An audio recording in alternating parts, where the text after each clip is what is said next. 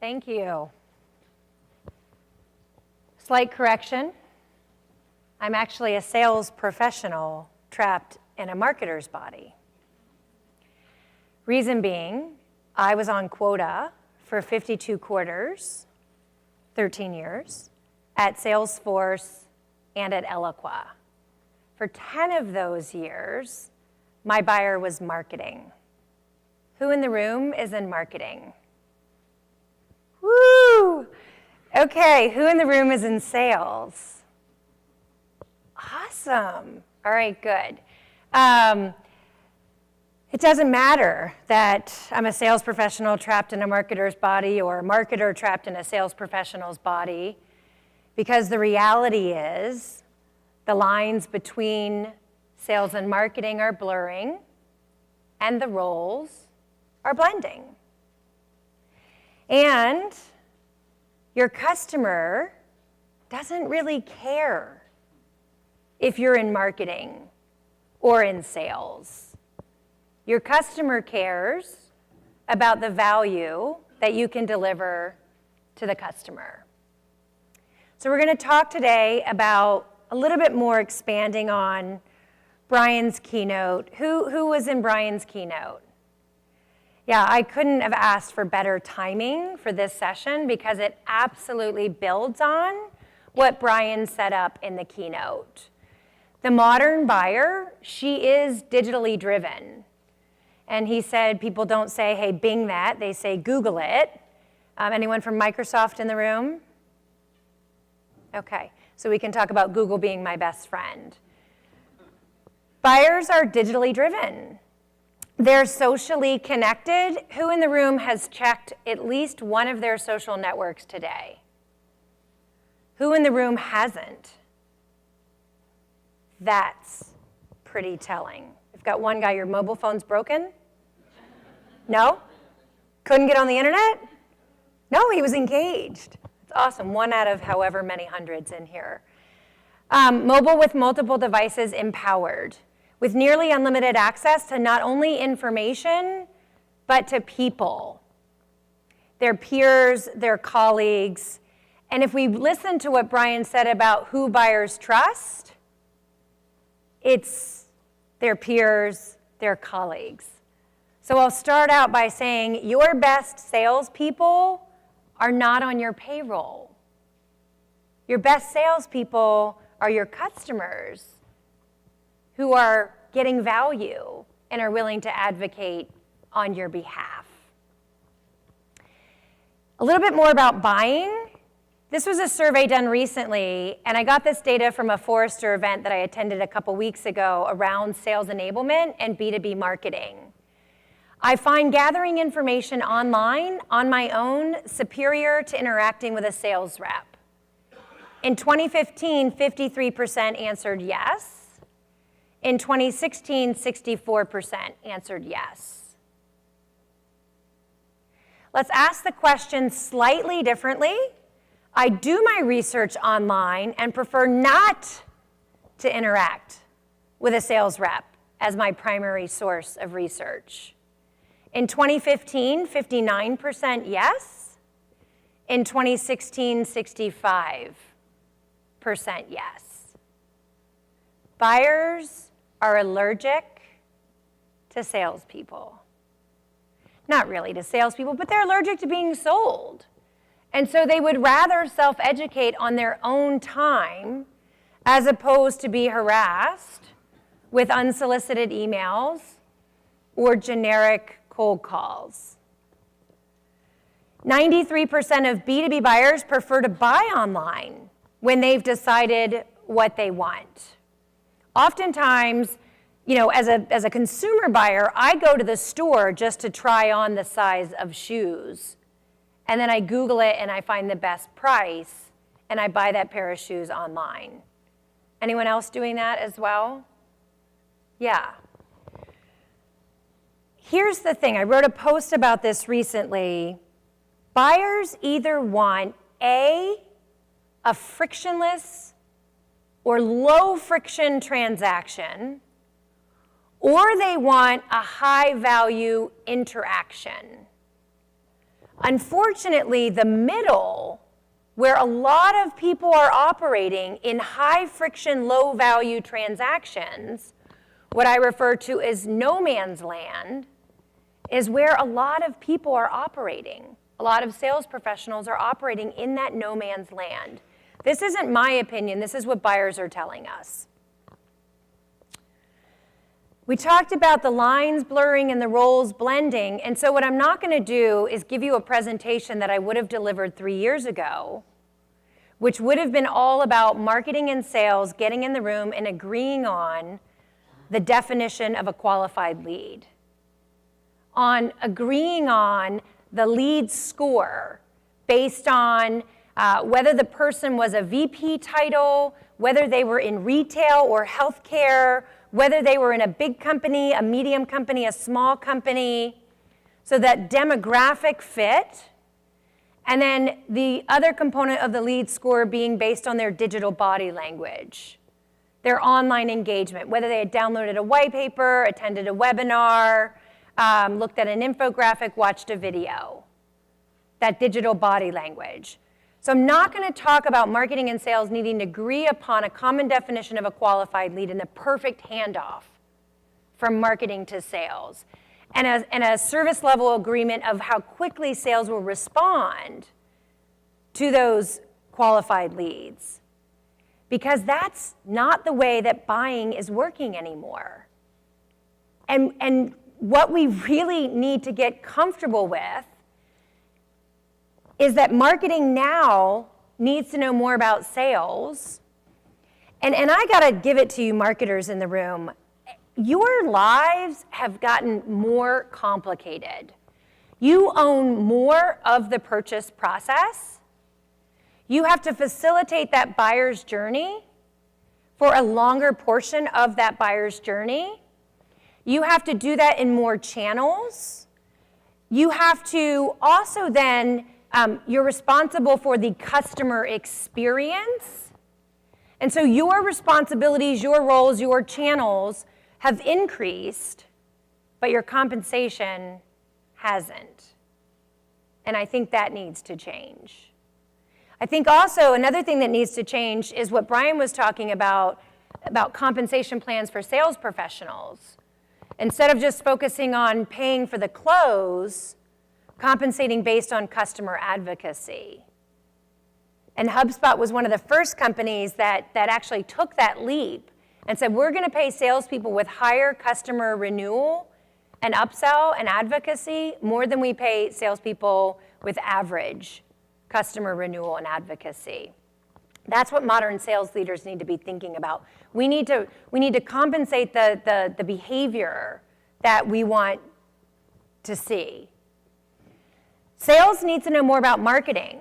So a lot of salespeople, I've been trained for years on sales methodology and sales process about how to conduct a discovery call, about how to handle objections, around how to position us and differentiate us from our competitors. But what about buyer personas? Who is our ideal customer profile? Who are our best fit accounts? Who are the people within those companies that are the best roles for what we sell? How do they buy? What does that buyer's journey look like? What kinds of content do they consume along the buyer's journey? That salespeople need to understand that. Marketing knows that. Sales needs to understand that. And at the end of the day, because we live in a world where the buyer has the power, buyers have more choice, and they also have louder voice. It's no longer word of mouth, it's world of mouth. Social networks don't know geographic boundaries. They don't know time zones. They don't care. So buyers have a lot more power than they used to, and we need to understand more about our customers. More information from research. B2B buyers want a sales rep that integrates customized data and insights, helps them learn something new, shows how their product or service impacts that company's business or that person's role within the business, and also prior to meeting really has done their research and understands that customer. So B2B buyers want a different level of service and engagement from the B2B sales professional. We need to think about the competencies and capabilities of the modern day sales professional.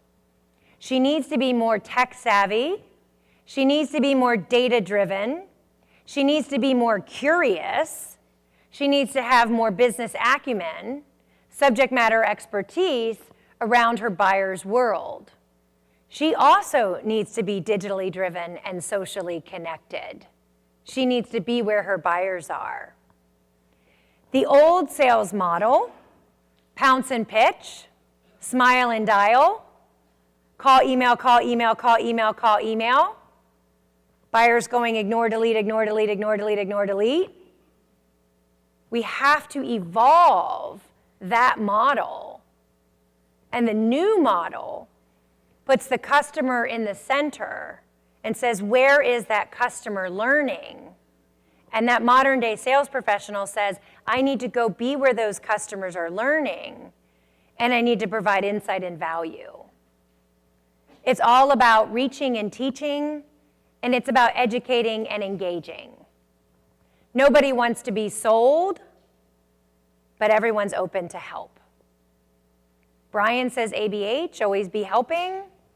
I say let's just redefine ABC from always be closing to always be connecting.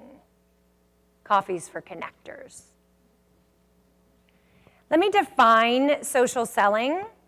It's using social networks, not social media. A lot of times companies who say, oh yeah, we need to do this thing called social selling, they get their marketing team to spin up a lunch and learn, a workshop at sales kickoff, a webcast, and marketing goes and they tell salespeople all about social media. Social media to salespeople, it's confusing, it's chaotic, it's noisy, it's unfiltered, it's the wild, wild west of the World Wide Web. It's a bunch of noise. Social media to them is more about reach, but social networks that layer on someone's identity, who they are, where they went to school, where they've worked, what their skills are, someone's relationships, to whom they're connected, any mutual connections, who they follow on Twitter, what groups they're a member of, and their interest, political or otherwise. Social networks are about relationships, and that is what sales is all about. It's about earning someone's trust, establishing credibility, and being relevant. And so these networks like LinkedIn and Twitter, sales professionals use them to do research on their buyers, to be relevant to their buyers, to build relationships with their buyers that ultimately drive revenue from their buyers. Social selling isn't about number of followers, retweets, clicks, or shares, or comments, or favorites, or likes. It's really about number of meetings and opportunities in the pipeline and deals that are influenced and sourced and closed. Social is an incremental channel for sales professionals. The 5 pillars, practices, principles. I'm not going to go through all 5 of these. The one we're going to focus on today, because it's really the connection, the primary connection between marketing and sales, which was what we're talking about aligning or unifying, is content. What I teach salespeople how to do is read what their buyers read and share that content across their social networks. Not just reading, but listening. I go to the gym and I listen to podcasts.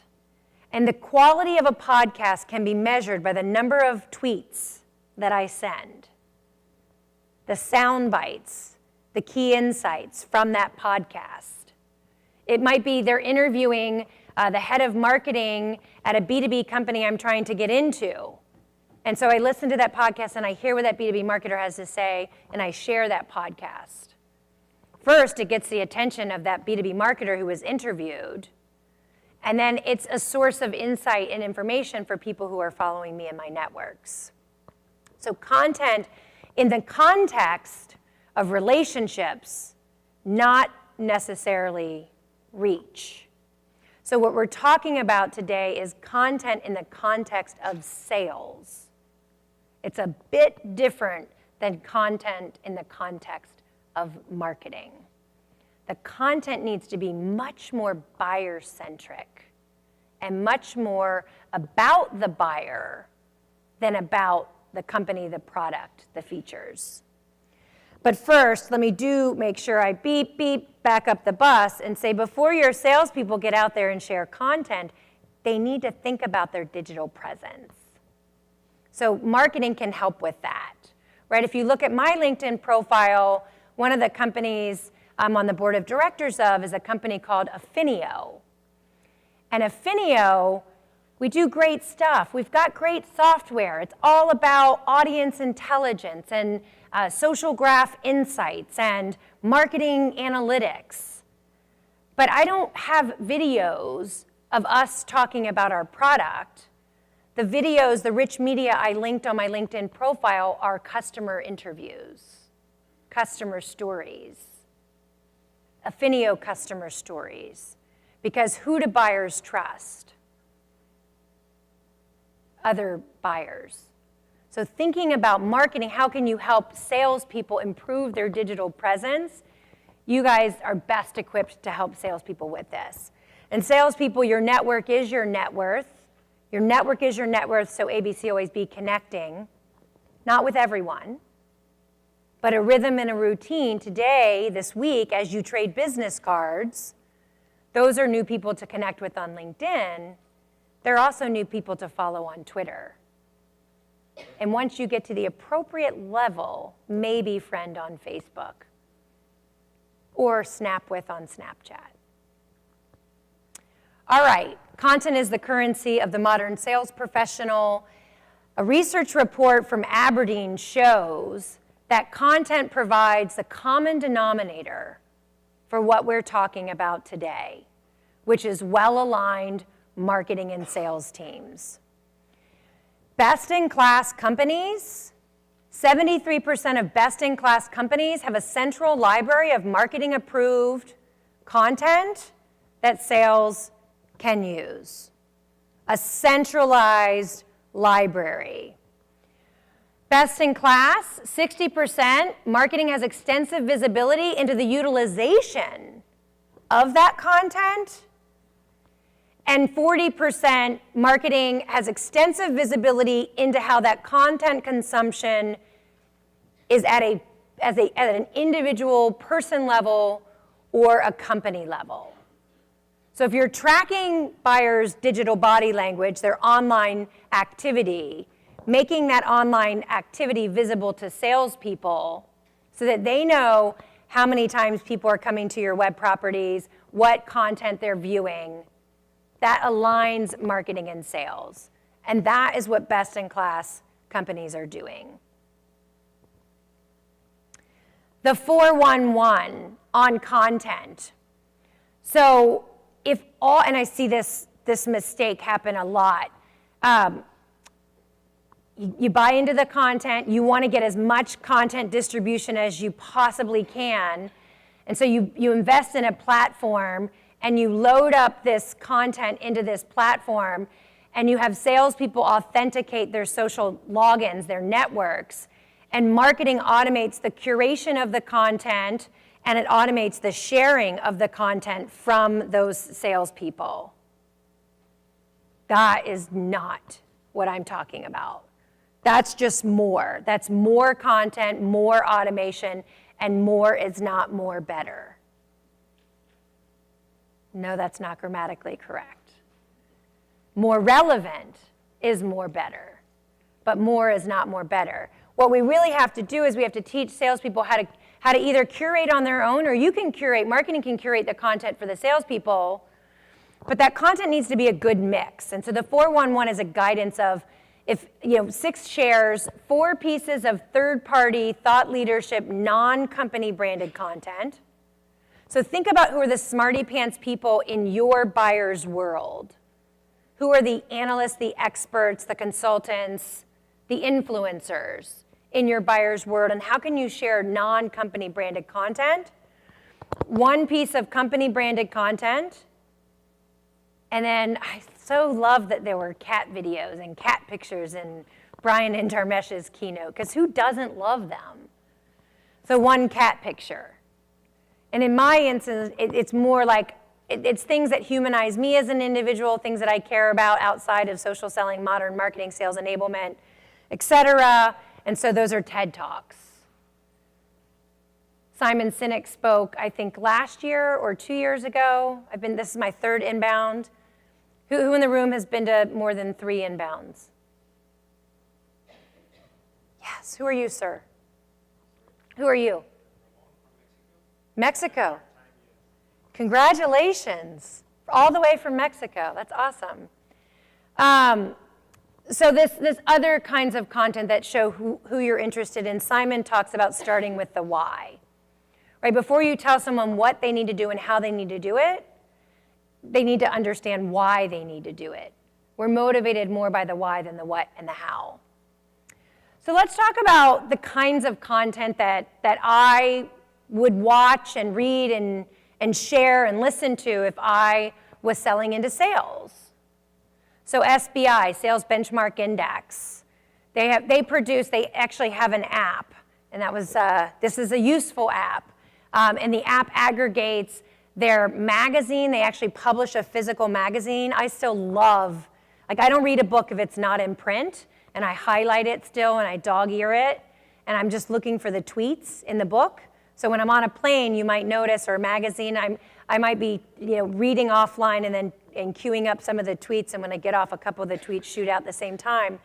But you are what you eat, and you are what you tweet. So I like to tweet, and I share this kind of content. Sales Benchmark Index has some great sales leadership content. I talk a lot about social selling. I attended the LinkedIn's annual event in New York a couple months ago, and they recorded all of that content. And so I can go back and I can rewatch or re-listen, but I can then share that content. So I'm speaking with someone, a big company who's trying to implement a social selling program. They're like, what other big companies have gone down this path? There's a video of IBM's presentation of how they've deployed social selling at scale. If they're like, I'm a mid-sized company and I want to implement social selling, who else has done this? There's a video of Qualtrics. So I know that this content exists, and then I share this content with my buyers. I'm really trying to be a content concierge, an information concierge. I have to be a content connoisseur to be a content information concierge. Did anyone follow that? Have I lost anyone? Okay, good. So there's tons of great content. Sales for Life. In fact, I just announced that I've joined them as an advisor and a partner. And the CEO was here at Inbound earlier today speaking. He wrote this book called Social Selling Mastery. And this is literally a blueprint for social selling, both at an organizational level and at an individual level. And it also talks about marketing's role in social selling and the role of change management and so forth. So I could share that content across my social network. If I'm selling into marketing, great resources, HubSpot's blog, Content Marketing Institute. But if my buyer is marketing, I need to understand my buyer, so I'm constantly consuming that kind of content. And then if I'm selling into IT, CXO Talk is a great resource as well. He interviews lots of awesome leaders who are driving digital transformation within their organizations. So let's talk about content as it relates to sales and to your buyers. There are 4 simple rules of engagement. We've beaten this one, but it's really important again. People trust friends, families, and peers over logos and sales professionals. Personalization makes a big impression. And video is absolutely, you're going to see, who in the room is bought into video? Yeah, so video from a marketing perspective, there's a company called Vidyard, and not only do they like track video and integrate that tracking of video view into your CRM data and your marketing automation data, they do personalized video. So you can take one holiday video or one event video, and you can personalize the video for 10,000 or 1 million people. It's like mail merge for video. So like in a holiday video, there might be a tree with a present underneath the tree, and the present says Jill Rowley. That's pretty cool. Or there might be an event video, and it has the keynote stage, and it's panning the audience, and there's Jill Rowley in the audience. It's wicked. Personalized mail merge for video. And now what they've done is they've come out with a really easy browser-based tool for salespeople to quickly hit a button and record a quick video that then is dropped into an email with the video image in the email. And that, it's just, I'm telling you, video is absolutely going to be a channel, and personalized video even better. Vidyard, Vidyard, and they're in the Exhibitor Expo here today. People prefer dialogues to monologues. I think that's pretty obvious, right? I think a lot of times I've actually stopped following brands in social because all I got was a monologue. All I got was content about them and never any engagement. And so I actually use social as a channel to engage, not just to be marketed to. And so that dialogue is really important. And then sales, from a content perspective, think about the kind of content that they need for building relationships. So a couple examples: curate content from experts, customize it, create conversation, and support sales. The cultivating content with a human voice. An example is Optimizely. They have a blog that they actually invite their customers to publish on. Hearing the voice, bless you, hearing the voice of your customer and having your customers share their stories. When I was a rep at Eloqua, I would spend a lot of time in our community site with our existing customers who were talking about the issues that they had and the success. And I would leverage that content to understand what that customer journey looked like, so that I wasn't just pitching product, I was focusing on life after you sign the contract. And so having that human story and your customers, your partners contribute to your content strategy is a really good idea. Twitter lists. So think about those smarty pants people in your buyer's world who they already respect and trust.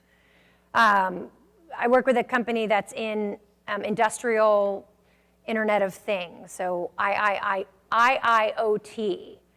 And so there's lots of smarty pants people in the industrial IoT space.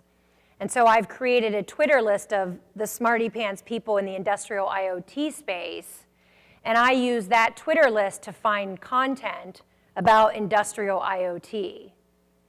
So I use this Twitter list. Salespeople you can create Twitter lists for them, and then they can share content from the smarty pants people in a specific, maybe it's a geography, maybe it's an industry, a subject matter, etc. Customizing content for the account. This is probably one of my favorite areas. This is the new president of Sprint Enterprise. And when we were preparing for a meeting with Jan, the research that we did on Jan was about Jan. So we found quite a number of video interviews that Jan had done. And he said, we need to create innovation, retain talent, and deliver better experience for our customers. We must get closer to the business of our customers. We need to connect close to them. We need to understand their priorities and challenges. This was the first slide in our deck when we presented to Sprint. It wasn't about us and our logo slide. It was about Sprint and what their new president thought. Talk about capturing someone's attention, right? One of the things that's really stuck with me and I've had to learn to get better at over time, to be interesting, you must be interested in something other than yourself. You don't want to lead with you, your company, your product. You want to lead people to you, your company, your product. And the way that you attract people is by having it be about them and not about you. Really important from a content perspective.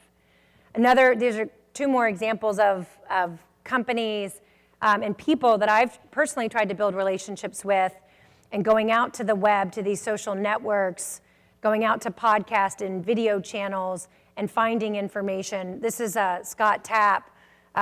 He was interviewed on SBI's TV program, and so I shared that link to that video interview on my LinkedIn and tagged Scott Tapp. When Scott likes something about social, and this is something that maybe not intuitively sales necessarily understands because they're maybe not as familiar with social, but there's the multiplier effect in social. So if I share a piece of content and tag Scott, and Scott likes or comments on the content, now that appears in everybody who's connected to Scott's feed. And then, let's say it's Jason who then comments or likes it, then that appears in everybody's stream that Jason is connected to. The multiplier effect is massive in social. I could find out things like Scott was in the Navy. My dad was in the Navy. That's a point of commonality that he and I have that I can build our relationship on. I found out that he took an Uber in 2011. That's a signal that he's an early adopter. I can have a different level of conversation with him. GE. This is an example of a pretty high touch, but Beth Comstock, she's amazing, brilliant leader. Anytime she sends a tweet, I'm notified in real time. She's that important to me. The relationship with GE and with Beth is that important. And she had sent a tweet about learning how to code. And I had just seen a promotion for Osmo, teaching kids how to code. And so I actually went online. It was $75 to buy her the Cosmo game. I had the game shipped to her office. And when she opened the game and received it, she took a picture of it and she tweeted it. You're going to hear a lot about inbound, and we're starting to hear a lot about account-based marketing. Is anyone familiar with account-based marketing? Account-based sales development? It's not exclusive. It's not inbound or outbound. It's all bound. It's inbound, outbound, all bound. And so you're going to start to hear about account-based sales development and marketing. This is an example of my ideal customer is big enterprise. My ideal person within that is CMO, innovation, growth. And so anytime Beth sends a tweet, I want to be notified. And so I can engage with her content. I can know where she is and what she cares about. I share content across my social networks that GE has actually generated. I share their content and I tag them in that content. I want them to know that I'm doing my research about them and that I understand them. Hashtag know thy buyer. Really important to know your customer. Customer acumen needs to improve and increase, and marketing and sales can work together on that. Orchestrating the business conversation. Juniper's done a really nice job of developing a web property that kind of walks through what a typical buyer's journey would look like in terms of kinds of questions the buyer would have. And they collect this information, and then they share this information with a sales professional so that the sales professional knows that this information is being gathered, and they can use the information that's being gathered to position what it is they're offering to the actual buyer. So orchestrating more of a conversation, collecting that data, that web activity, and making that information available to salespeople. Really important. Help the messenger deliver your message. This is where we go back to organizing the content.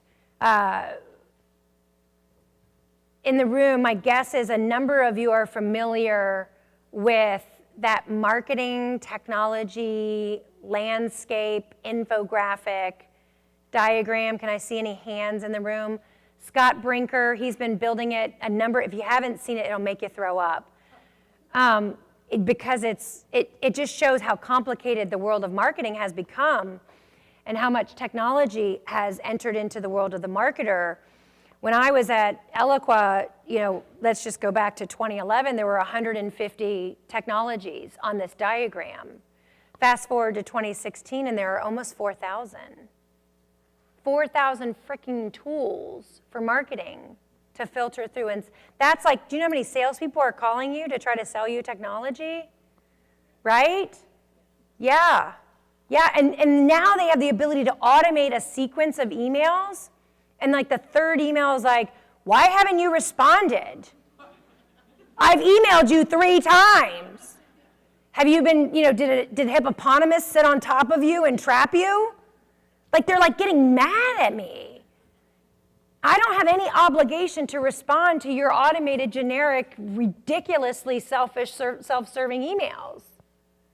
Right? If you're not going to take the time to understand me and what I care about and how you can help me, I don't want your email. So organizing content that actually is useful, helpful, handy to the buyer, organizing it in a central library. We're going to see, very much like we saw this explosion of MarTech, of marketing technology, Scott Brinker actually covers it quite well. We're going to see a very similar thing happen in sales technology. And there are a lot of great sales enablement platforms out there, but a fool with a tool is still a fool. A fool with many tools is an even bigger fool, and a fool with a social tool is an amplified fool. Right? I also say if you suck offline, you're going to suck more online.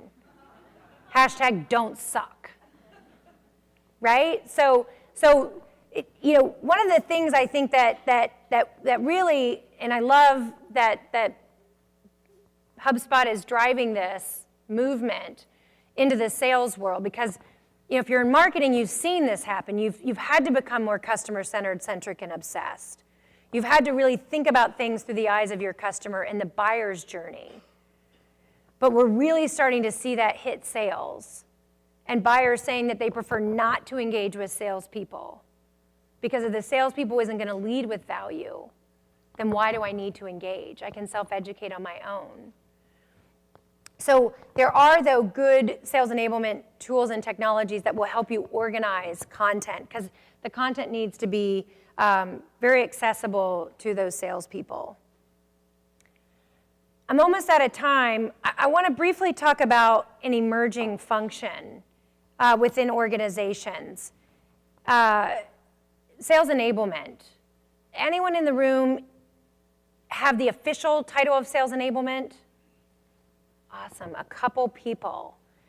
So would you say that you are the translation engine, the bridge, the glue, the hook between marketing and sales?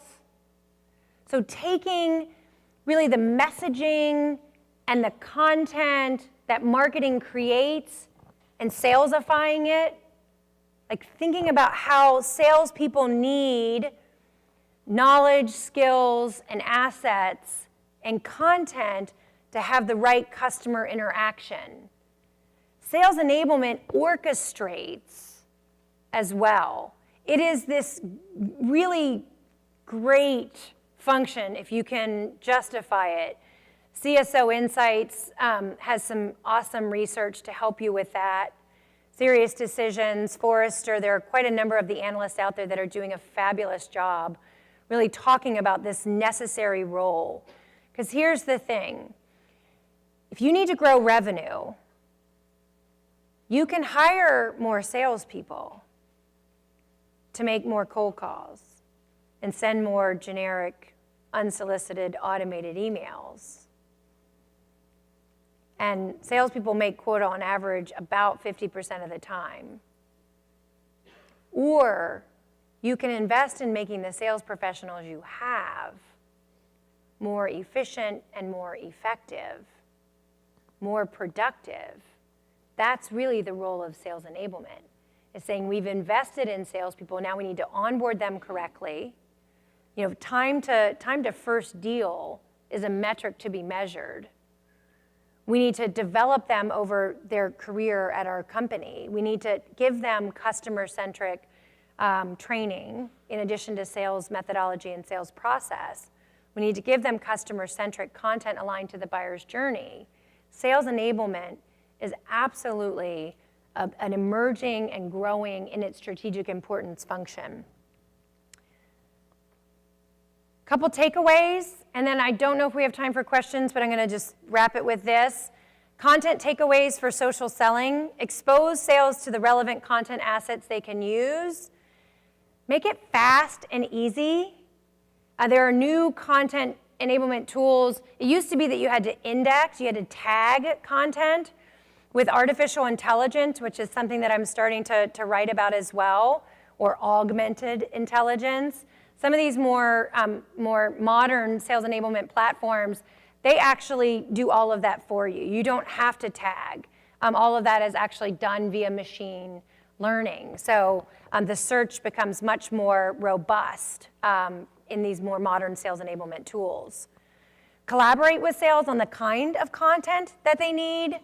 Identify external resources. Remember those smarty pants people, the experts, the thought leaders, the influencers. Co-create content with them. Empower salespeople to share OPC, other people's content. I'm down with OPC. So sharing that other people's content. Train. I don't know why we don't invest more in training salespeople. Like, this isn't, believe it or not, it isn't just second nature and intuitive. They actually need to learn how to find the content, how to share the content, how to add their voice, how to be human. Like, this is something that is a skill set that has to be taught. Making sure you share those metrics on what content is actually working, and celebrate and reward new behaviors. So with that, I'm going to invite you to send me an invite to connect on LinkedIn. No generic invites, they're #socialstupid. Please connect with me on LinkedIn. I'm on Twitter. I love to engage, not just put stuff out there, @Jill_Rowley. And I'm totally happy to take a couple questions. Really appreciate you guys attending the session. Thank you.